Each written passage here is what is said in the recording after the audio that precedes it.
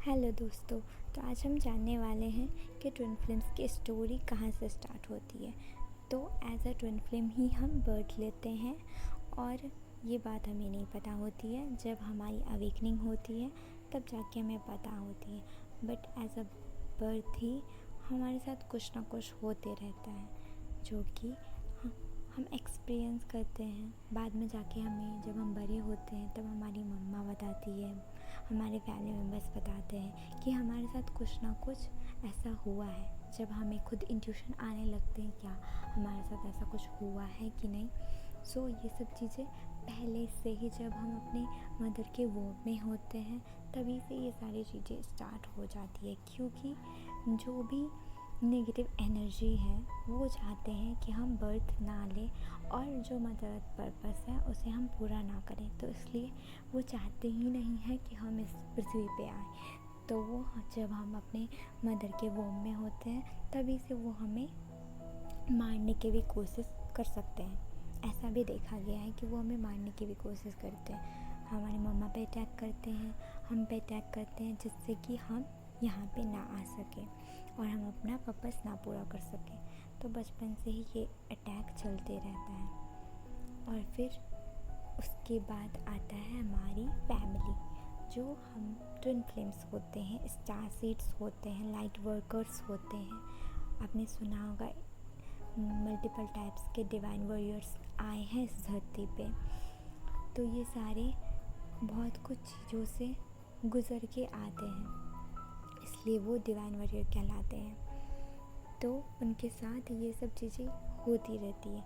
तो सबसे पहले उनकी फैमिली ऐसी होती है जो बिल्कुल ही ऐसी होती है जहाँ पे एब्यूज़िव नेचर होता है। आपको एब्यूज़ किया जाता है, मेंटली टॉर्चर किया जा सकता है, सेक्सुअली एब्यूज़ किया जा सकता है। बहुत कुछ ऐसी चीज़ें होती हैं जो डिसफंक्शनल फैमिली कहलाती है। और वहाँ पे आपके फीलिंग्स का कोई वैल्यू नहीं होता है। बचपन से ही आपको कोई नहीं समझता है। और बट आप जो होते हो अपने फैमिली से बहुत ही ज़्यादा अटैच्ड होते हो। तो अपनी फैमिली को छोड़ नहीं सकते, चाहे वो आपको कुछ भी कर रहे हो, बट आपको नहीं छोड़नी है। आप बहुत ज़्यादा अटैच्ड होते हो, क्योंकि ये ट्विन फ्लेम्स और स्टार सीड्स में देखा गया है कि वो बहुत ही ज़्यादा अटैच्ड होते हैं अपने फैमिली से। और वो जितना अटैच्ड होते हैं उतना ही वो जल्दी उन सारी चीज़ों से निकलने के बाद उन सारी चीज़ों से डिटैच्ड हो जाते हैं। तो देखा जाता है कि स्टार्टिंग से ही उनकी फैमिली ऐसी होती है और यूनिवर्स ने प्री प्लान करके रखा होता है हमारे लिए। जब हम इस धरती पे आए नहीं होते हैं, जब हम एक प्लैनेट से आए हैं और जहाँ पे हमारी सोल क्या करती है, यूनिवर्स के साथ, हमारी स्पिरिचुअल टीम के साथ सब मिल के, जो हमारी सोल है जो कि बहुत ही पावरफुल है, वो सब लोग मिलके एक कॉन्ट्रैक्ट बनाते हैं। इस कॉन्ट्रैक्ट में आप और आपके ट्विन फ्लेम को कैसी फैमिली मिलनी चाहिए आप खुद डिसाइड करते हो। आप खुद चूज़ करते हो कि आपकी फैमिली कैसी होनी चाहिए। आपके ट्विन फ्लेम डिसाइड करते हो उनकी फैमिली कैसी होनी चाहिए। और फिर उनमें कैसे कैसे लेसन लर्निंग आपको करने हैं, वो सारी चीज़ें आप दोनों डिसाइड करके आते हो।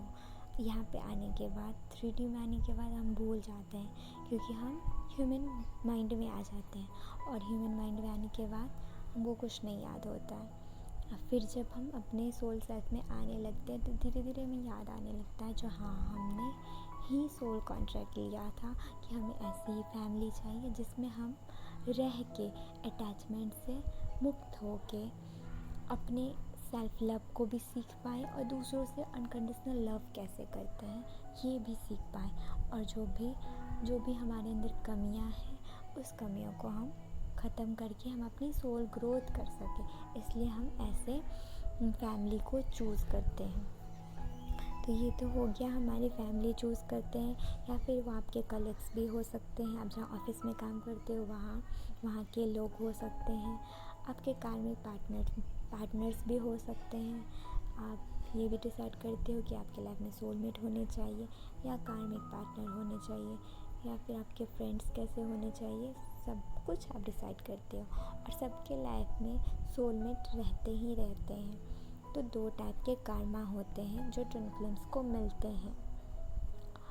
एक पॉजिटिव कर्मा जिनमें सोलमेट्स आते हैं जो आपकी सोल ग्रोथ में आपकी हेल्प करते हैं, आपकी हीलिंग जर्नी में आपकी हेल्प करते हैं, करियर वाइज, फाइनेंशियल वाइज, किसी भी रूप में आपकी हेल्प ज़रूर करेंगे। और दूसरा कर्मा होता है जो नेगेटिव कर्मा में आते हैं, वो आपको सिर्फ ट्रिगर करते रहेंगे, दुख देते रहेंगे, इतना तकलीफ़ देंगे, इतना तकलीफ़ देंगे कि आपको कुछ समझ नहीं आएगा। बट उसी तकलीफ़ में जब आप उठते हो तो आप उस लेसन को क्या कर लेते हो, लर्न कर लेते हो। जब आप सीख लेते हो जो बार बार यही चीज़ें मेरे लाइफ में क्यों रिपीट हो रही है, और फिर जब आप अपने इंट्यूशन को फॉलो करते हो और समझते हो, एनालाइज करते हो, ऑब्जर्व करते हो, तो आप इस नेगेटिव कर्मा से भी मुक्त हो जाते हो, समझ जाते हो, लेसन को लर्न कर लेते हो।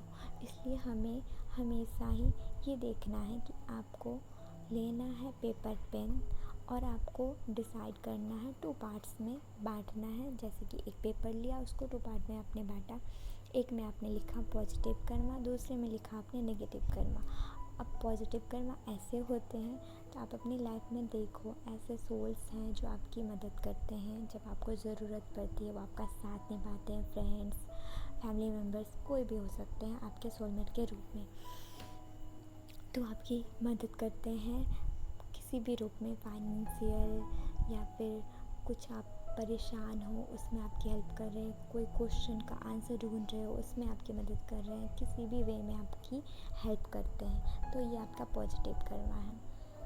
और ये सब चीज़ें आपको नोट करना है और समझना है, तभी आप ऑब्जर्व कर पाओगे, एनालाइज कर पाओगे कि आपके लाइफ में कितने पॉजिटिव कर्मा है और कितने नेगेटिव कर्मा हैं। और दूसरी तरफ आपको नेगेटिव कर्मा में ऐसे लोग जो आपको टॉर्चर करेंगे, आपको ट्रिगर्स करते रहेंगे, आपको तकलीफ़ देंगे, आपके फ्रीडम को छीन लेंगे, आपको फ्रीडम बिल्कुल नहीं देंगे, आपको को डिपेंडेंसी में रखेंगे। जो हायर एनर्जी है, जैसे कि इंडिपेंडेंट होना, फ्रीडम को फील करना,